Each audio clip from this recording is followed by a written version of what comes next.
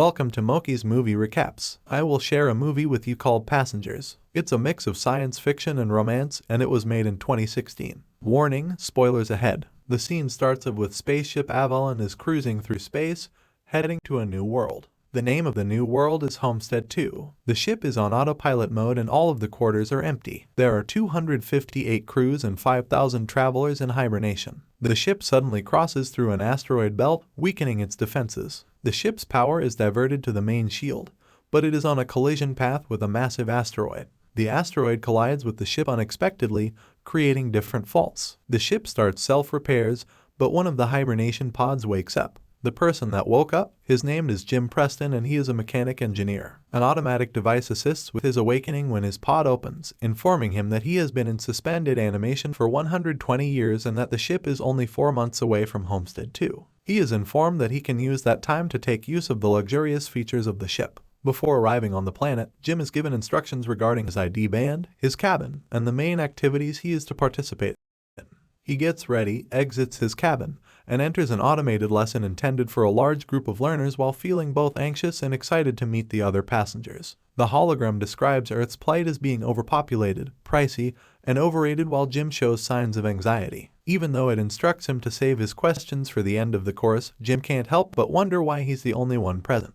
He goes looking for other people after realizing that the hologram is unable to respond to him. He arrives at the ship's main concourse. There is no one there either, but an automated informational desk offers to assist. When Jim requests to meet with a real person, he is sent to speak with a steward. However, when he arrives and no one is there, he requests to speak with the captain. Even though he is unable to enter, he can see that none of the main crew members are awake as he arrives at the bridge. The ship is actually 90 years away from Homestead 2 when Jim finally visits the observatory. He quickly returns to the concourse after realizing he was awake too soon and sends a message to Earth, begging for advice because he doesn't know how to go back into hibernation. His call to Earth would cost too much, and the communications system informs him that it would take 55 years to hear back. Jim is devastated. He explores and comes to the ship's bar, where he meets a different person. Something about him seems odd as he converses with the bartender. Jim discovers that the man is an android when he tries to buy him a drink. Although Jim wants to ask him more questions, he is unable to even explain to the android how he managed to arrive early. The following morning, Jim wakes up in his cabin and heads to the cantina, where he immediately learns that the majority of the items on the menu are only available to gold-class travelers. He orders a simple cup of coffee and works to repair his hibernating chamber. He manages to get it running after he has all the necessary tools,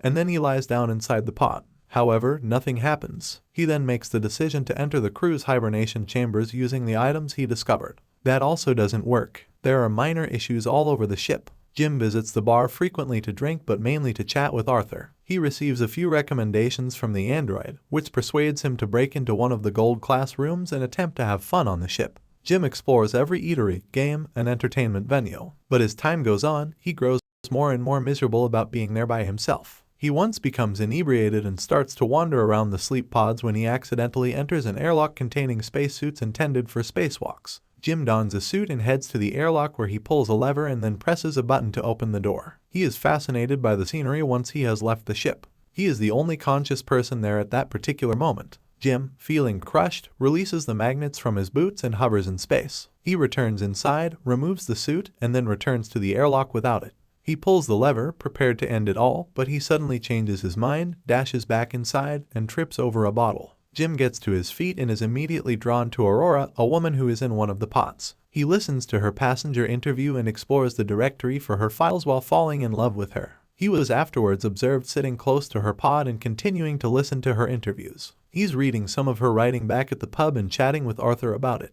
He becomes fixated on the irony of his predicament. He travels to another planet in search of a better life, wakes up early and fails to arrive. He finds the ideal woman, but she is out of his reach. Jim's thoughts are constantly returning to her, and he begins to consider waking her as well. He discusses it with the android but still doesn't grasp the problem. If he awakens her up for his own gain, he will be stranding her on the ship to perish. Jim initially decides against it, but as time passes, he finds himself unable to let it go, until he decides otherwise one day. He finds her pod and is able to turn it on. He hides and returns to his room when she awakens and goes through the same procedure that he did. Later, in an effort to locate her, he enters the main concourse. She is there, looking just as perplexed as he did a year ago. Jim brings her to the observatory and informs her that they are the only ones awake. Then he informs her that he is unable to reach either the crew or the ship's top commands. Aurora panics and tries to return to her pod. When they arrive, Jim informs her that they are trapped because there is no specialized equipment aboard the spacecraft that can assist them in returning to hibernation.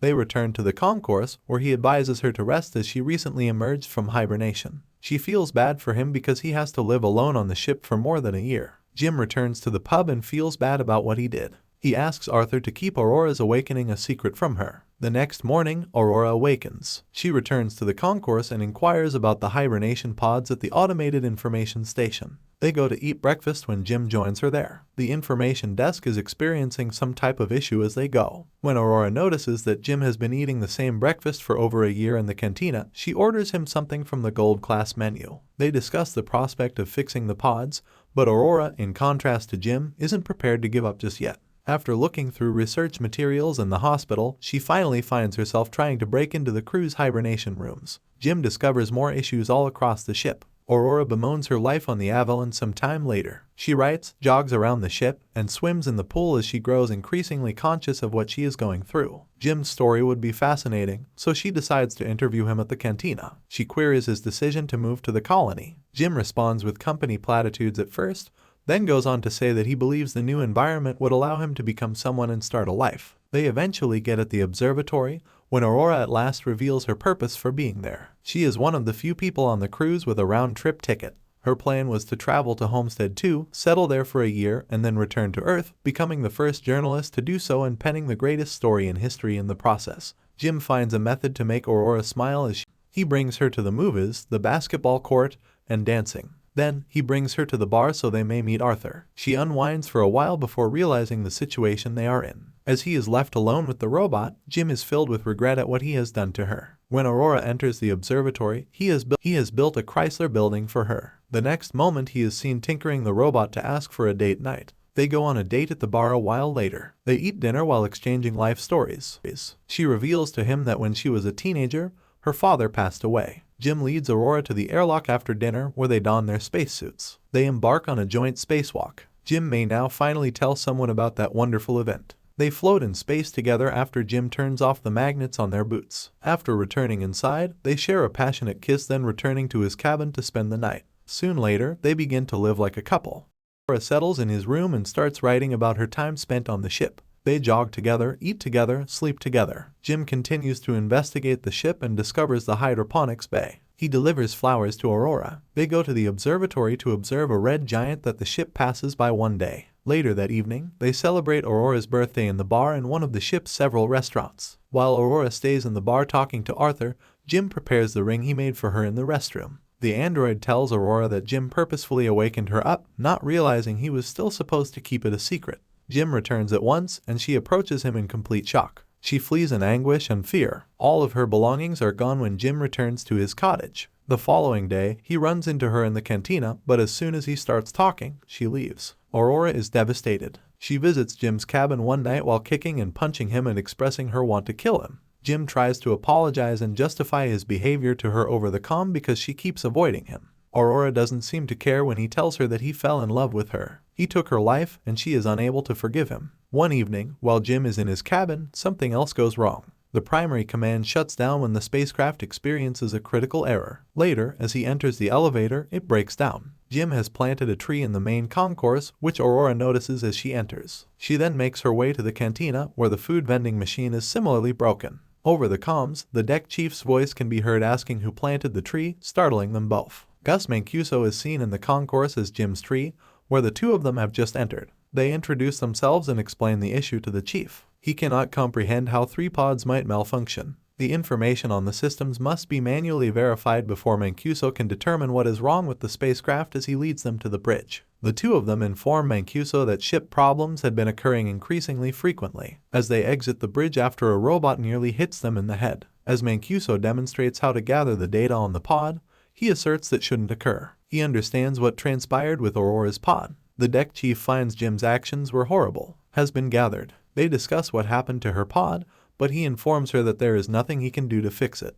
Jim enters carrying the 16th damaged robot. Mancuso rests after experiencing hibernation sickness, but as he leaves, he coughs up blood. Aurora goes swimming because she is unable to sleep that night. She begins to drown as the ship's gravity suddenly changes and the water from the pool flows along with her. She narrowly escapes alive once the gravity drive resets. As they search for Mancuso, they cross paths. Back at the bridge, the three of them are slowly learning what has been happening to the ship. Mancuso discovers that something happened 2 years ago that destroyed a crucial system. The entire ship is attempting to take up the slack, therefore they need to identify and address the root of the problem. The whole ship will be stuck if they don't fix it. Mancuso passes out as they look for the problem, so Jim and Aurora take him to the hospital. He is dying, and there is nothing that can be done to stop it or give him more time. Later, when the three of them meet in the observatory, Mancuso presents Jim with his ID bracelet, instructs them to repair the ship, and then promptly dies. The ship shakes and the lights suddenly turn an ominous crimson. They rush towards engineering after Jim tells Aurora he needs her assistance,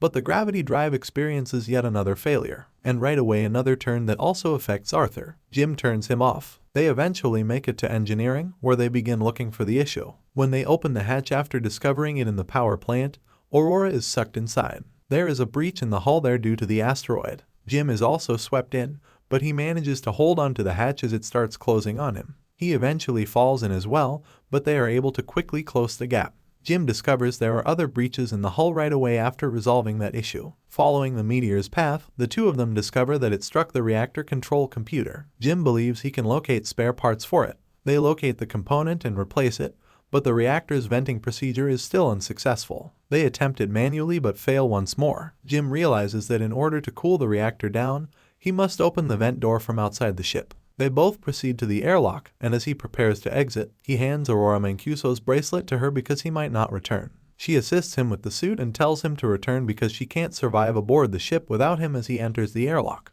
Aurora returns to the reactor since the temperature there has reached dangerous levels. As Jim approaches the vent from the outside and notices the door, a bolt from the reactor shoots into her arm. While he tries to open the vent door without using it, the temperature in the reactor room rises. He informs Aurora as soon as he becomes aware that he will need to manually hold the door open in order for the reactor to vent. He proceeds with the plan despite her opposition and instructs her to vent the reactor. She fights with him because she doesn't want him to die, but when he insists that they save the other people, she vents the reactor. Although the procedure is effective, Jim is pushed aside and his tether is broken by the reactor fumes. His suit's pressure is also decreasing. When Aurora finds out of what happened, she reacts as quickly as she can to find another suit and bring him inside. He apologizes to her again. She wears a suit and flies out to meet him, but the length of her tether prevents her. Despite being pushed back, she manages to pull him in as she suddenly gets hold of his tether. Jim is already dead when Aurora drags him into the medical facility. She uses Mancuso's bracelet to override the medical protocols and to resuscitate him. The medical pod does the work automatically and revives Jim. Then Aurora forgives him. Later, Aurora fixes Arthur,